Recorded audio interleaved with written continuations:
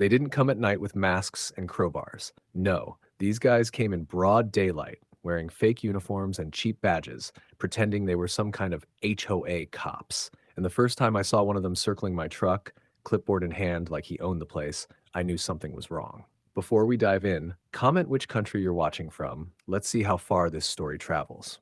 At first, I thought maybe it was a prank. The guy had HOA cop stenciled across a black vest, but everything about him looked off, from the plastic badge to the way he strutted around like a kid playing dress up. My truck wasn't in violation of anything. It was parked in my own driveway, plates up to date, everything legal. So why was this clown inspecting it like it was about to be impounded? I walked down the driveway, coffee in hand. "You lost?" I asked. He smirked, not even looking up from his clipboard. "Nope. Just doing my rounds. This truck's in violation of HOA code. Oversized tires, aftermarket tint, improper driveway clearance." He tapped the board like he was reading off gospel. "Each fine is cumulative. You're looking at about 500 so far, and if it's not corrected within 72 hours, the vehicle may be seized." I stopped dead, staring at him. "Seized? By who? You?" "By the authority of the HOA," he said, puffing his chest out. "That's what I'm here for. Enforcement, community protection." I laughed so hard I almost spilled my coffee. "Community protection? Buddy, there's no such thing as an HOA cop. You're trespassing, and right now you're making threats about stealing my truck. That's attempted theft." He lowered his sunglasses just enough to glare at me.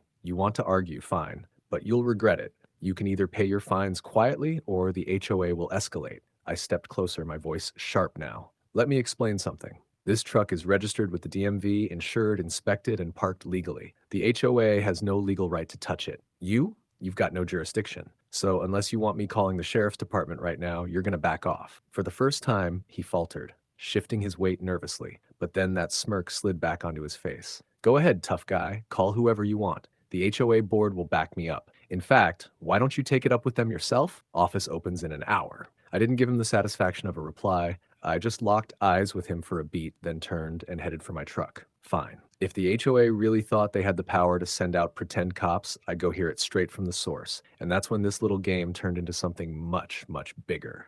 By the time I got to the HOA office that morning, I was still simmering. The image of that wannabe cop circling my truck like a vulture wouldn't leave my head. I wanted answers. Inside the office, I found the president, Marissa Vale. She sat behind a wide oak desk, a plaque with her name gleaming under the fluorescent light. She was the type who always wore a stiff smile, as if daring you to challenge her authority. I laid it out plain. "One of your so-called enforcers trespassed on my property this morning. He threatened to fine me $500 and said the HOA had the right to seize my truck. He was wearing a vest that said HOA cop. Care to explain that?" Marissa didn't even blink. She folded her hands and leaned back. "That would be Victor Hale. He's part of our compliance team. The board authorized him to conduct property checks." "Officer?" I repeated, laughing in disbelief. "There's no such thing as an HOA officer. What you've got is a guy impersonating law enforcement. That's illegal. Texas Penal Code Section 37.11 makes it a felony to impersonate a peace officer. Did you know that?" Her smile only tightened. "We're within our rights to enforce community standards. If your truck doesn't comply, fines are justified.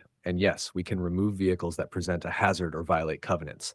It's in the bylaws." "Hazard?" I leaned over the desk, my voice sharp. "It's a Ford F-250 parked in my own driveway. Perfectly legal. You don't get to redefine the law just because it's written in some HOA handbook. Trespass is trespass, and attempted theft is theft. And if your Officer Hale comes back again, I'll be reporting him straight to the county sheriff." That wiped the smugness off her face for half a second, but she quickly recovered. "You can file whatever complaints you want. But know this, the board supports Victor. He's doing his job." I realized then I wasn't going to get anywhere with her. She wasn't just covering for him, she was enabling him. Whether it was ego, control, or something else, she wanted the HOA to look like it had teeth. Fine. If she wanted to play power games, I wasn't going to waste more breath. "Good," I said flatly, "because the next time Victor steps on my property, the sheriff will be waiting." I left her office, the air heavy with the scent of cheap perfume and arrogance. My phone buzzed with a reminder. I had a 3-day business trip coming up. Normally, I would have worried about leaving my truck behind after what I'd just seen. But my wife, Sarah, wasn't just any homeowner. She was a deputy sheriff, trained and armed. Still, I didn't expect what happened next. While I was away, Victor didn't back down. He came back. And this time, he didn't come alone. 2 more of his fake HOA cops showed up, chains and tow rig at the ready. They thought they could intimidate anyone. What they didn't count on was Sarah waiting for them. Here you go. If you're enjoying this HOA story so far, like and subscribe because the story is only going to get better. The morning I left for my business trip, I gave Sarah a kiss at the doorway and told her to keep an eye on the truck. She smirked. Don't worry, nobody's touching that Ford while I'm here. I didn't realize how soon she'd have to make good on that promise. On the second afternoon of my trip, Sarah was home drinking coffee by the window when she heard the grind of chains and the hiss of hydraulics out front. She set the mug down and pulled back the curtain. Three men in black vests stenciled HOA cop were in our driveway. One carried a clipboard, another a crossbar, and the third leaned against a tow truck, gesturing like he owned the place. Sarah's stomach tightened, but not with fear. She recognized the swagger instantly. Men trying too hard to play authority. She slipped her pistol from the drawer, tucked it behind her back under her shirt, and walked outside as calmly as if she were checking the mail. Afternoon, she said, voice casual but firm. Can I help you, gentlemen? The clipboard guy didn't even look up. Ma'am, this vehicle's in violation of HOA code. We're authorized to tow it. If you've got a problem, take it up with the board. Sarah kept her stance relaxed, but her tone sharpened. This is private property. That truck is legally parked in my driveway. You're trespassing. The tallest one stepped forward, flashing a fake-looking badge. We're HOA cops. We've got the right to enforce community rules. Sarah almost laughed.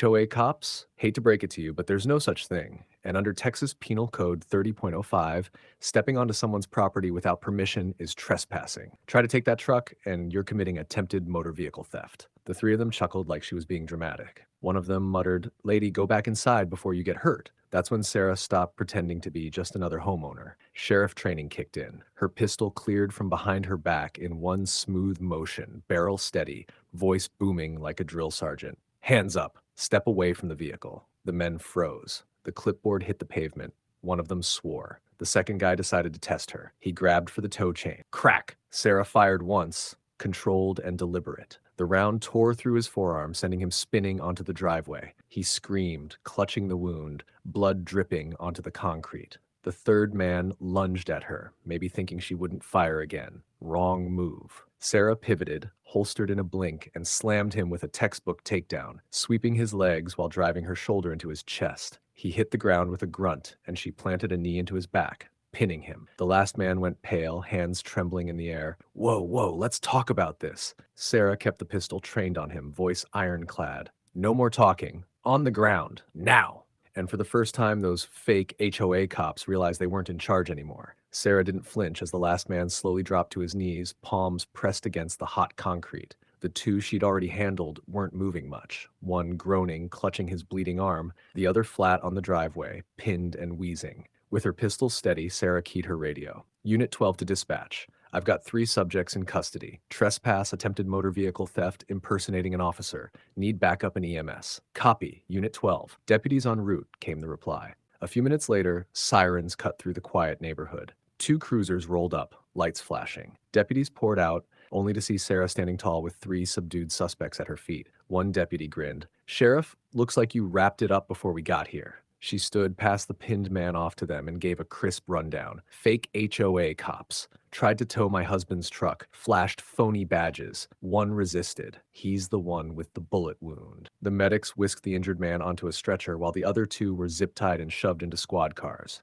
The tow truck was impounded on the spot. By that evening, I got the call. Sarah told me everything, calm as if she'd just swatted a fly. The deputies had already stacked charges. Criminal trespass, attempted motor vehicle theft, and impersonating a peace officer, a felony with up to 10 years in prison. They even added unlawful use of a vehicle since they'd rigged the tow illegally. It wasn't just some neighborhood prank, it was organized. And the trail led right back to Marissa Vale, the HOA president. See, one of the men had dropped a clipboard during the scuffle. It was full of HOA letterhead and enforcement forms, the same forms Marissa signed. Worse, the county traced the payment for the tow truck directly to the HOA account she controlled. When the DA got wind of it, things escalated fast. The 3 fake cops were indicted. 2 pled guilty and faced 5-year prison terms that, while the ringleader, the one Sarah shot, drew 7 years. Marissa herself was charged with conspiracy to commit auto theft and misapplication of fiduciary property, Texas Penal Code 32.45, for misusing